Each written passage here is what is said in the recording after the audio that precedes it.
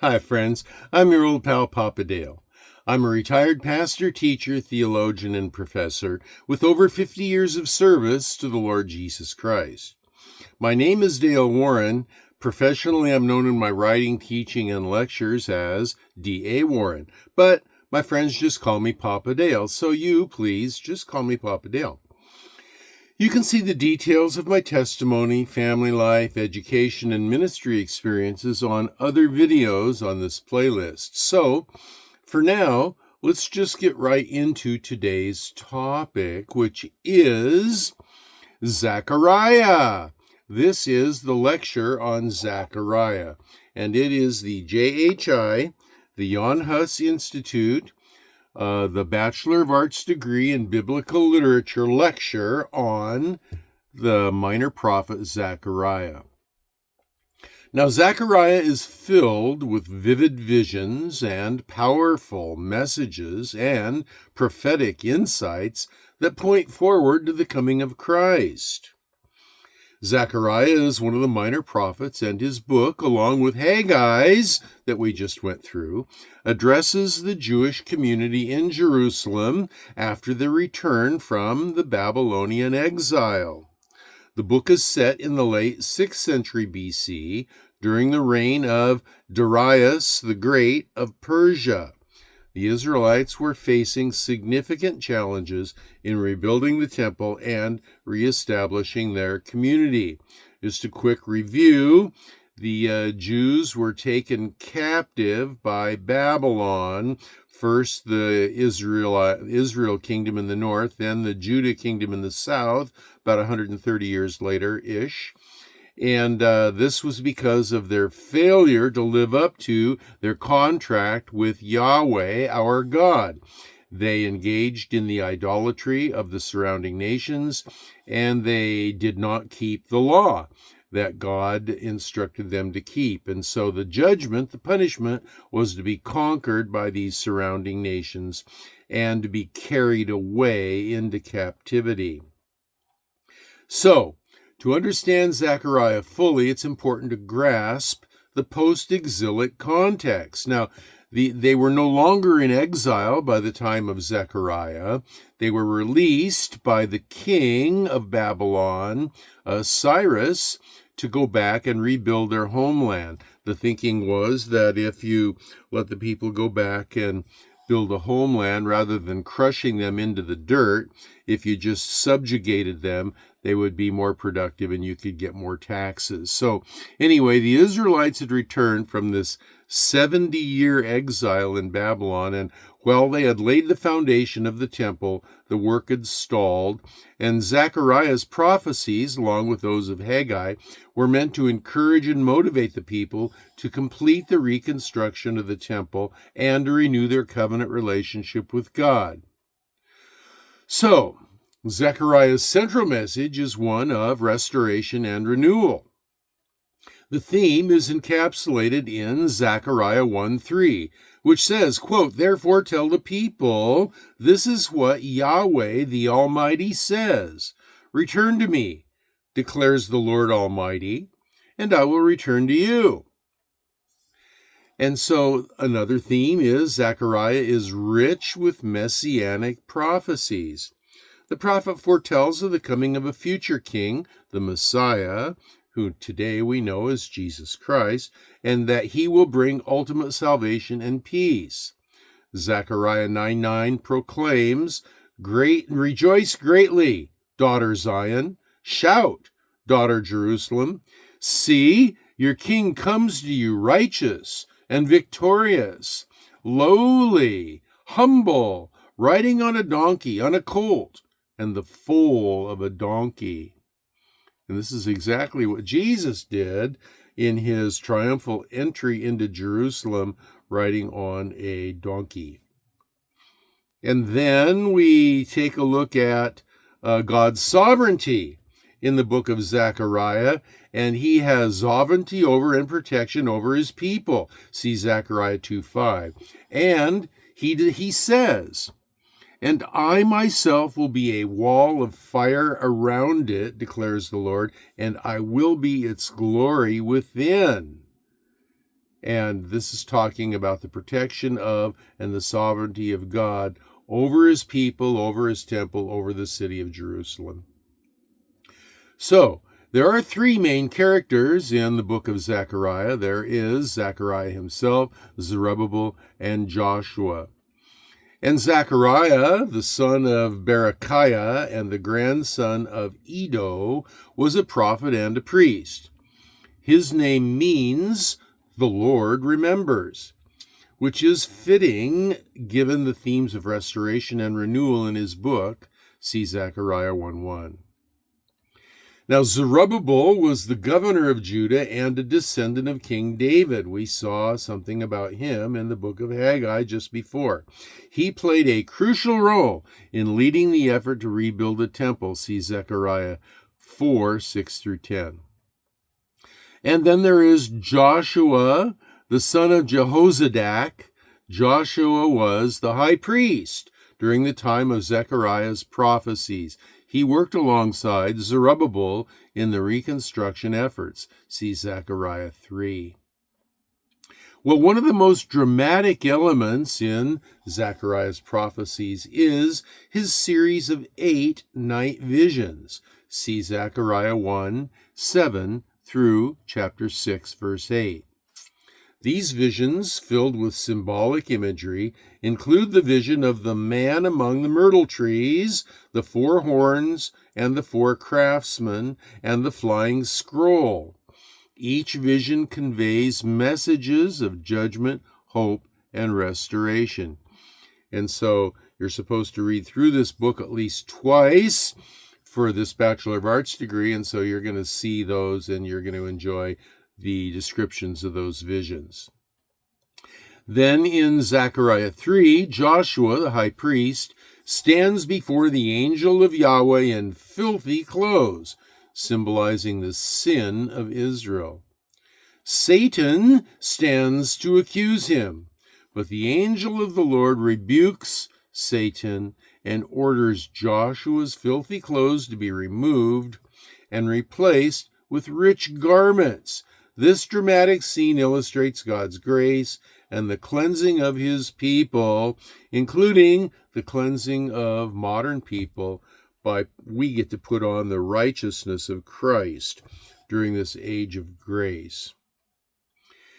And then in Zechariah 6:9-15, Zechariah is instructed to make a crown and set it on the head of Joshua. Now this symbolizes the coming of the branch, which is a messianic title, and this dramatic act points to the future Messiah, who will unite the roles of king and priest. Well, what about typology? We just mentioned one typological word, the branch. And in Zechariah 3:8 and 6:12, Zechariah refers to the coming branch who will rebuild the temple of the Lord and reign as king. And this is a clear type of Christ, who is the king and the priest and the ultimate temple. He is everything. Haven't you figured that out yet? Christ is everything.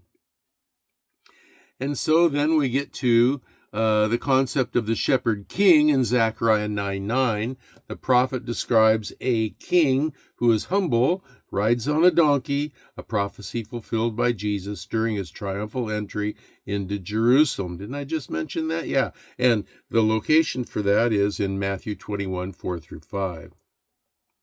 There's also a typological reference to one that's called the pierced one. See Zechariah 12:10. And it speaks of the one who is pierced, which is a direct prophecy about the crucifixion of Christ. See John 19:37. Now, traditionally, Zechariah is attributed to the prophet Zechariah, the son of Berechiah, the grandson of Iddo. See Zechariah 1:1. Evangelical scholars generally affirm this view, acknowledging the historical and textual consistency within the book. Archaeological evidence supports the historical context of Zechariah's prophecies.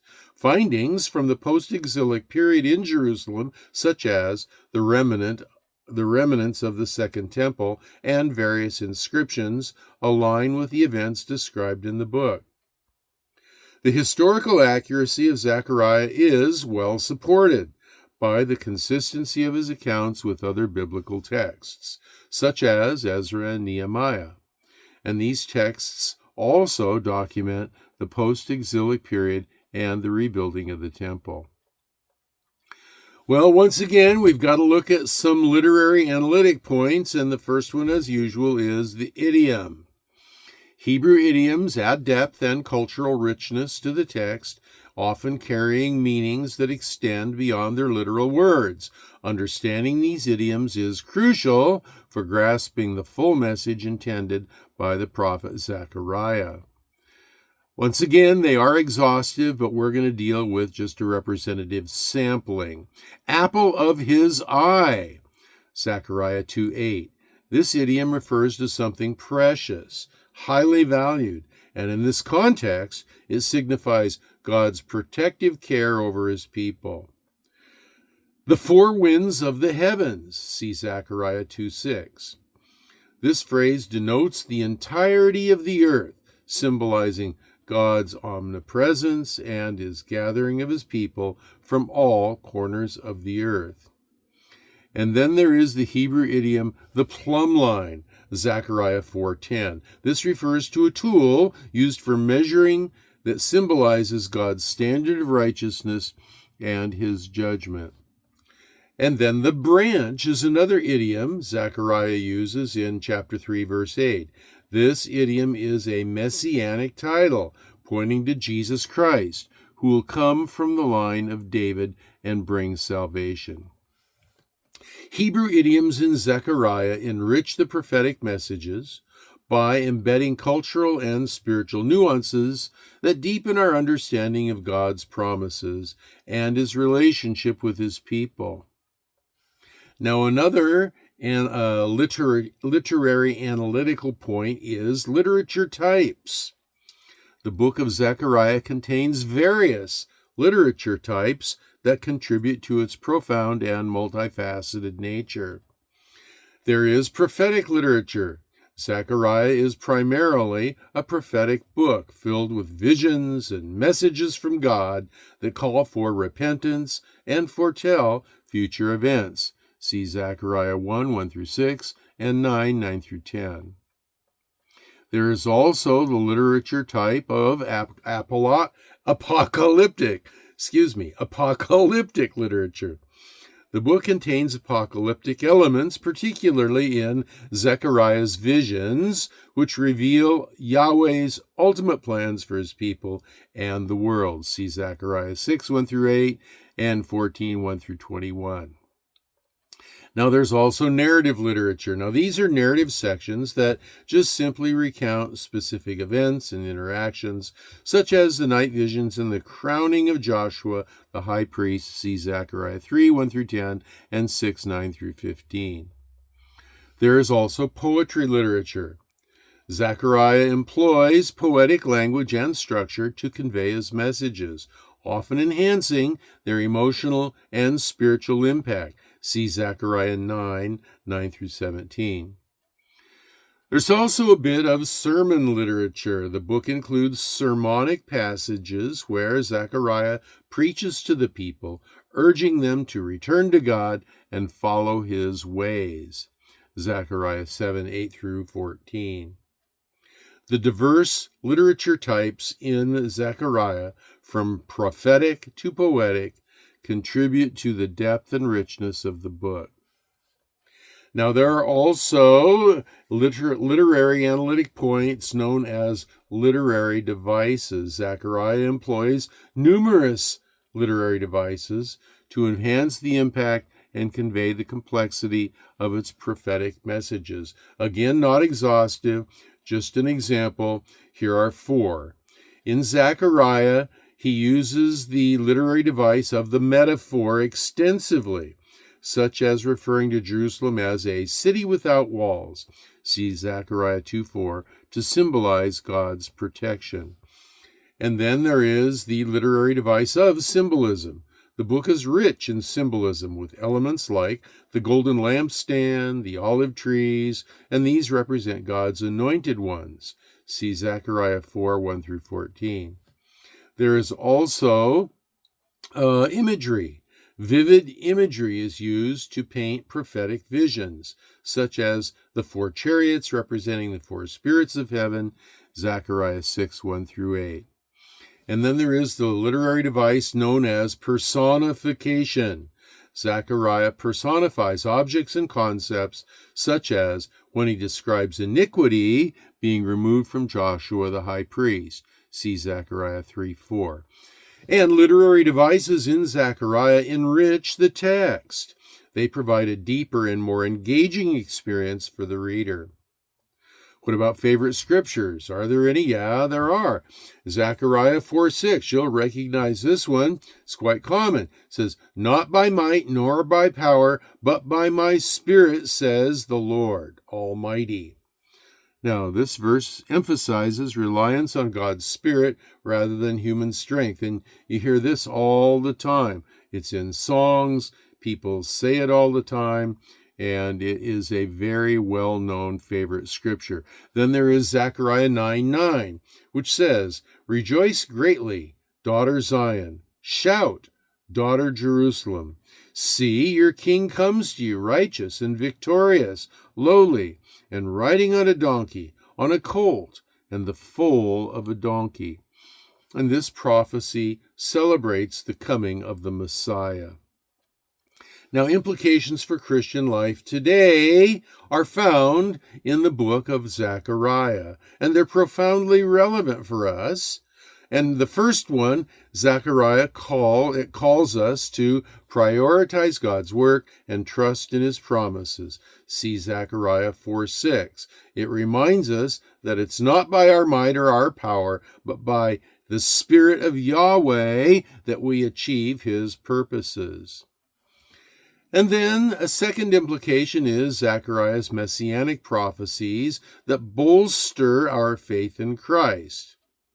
And lastly, an implication for Christian living today, Zechariah emphasizes God's sovereignty and protection and reassures us of his continual presence and support. So the book of Zechariah, in conclusion, offers rich insights and profound encouragements from its vivid visions to its messianic prophecies.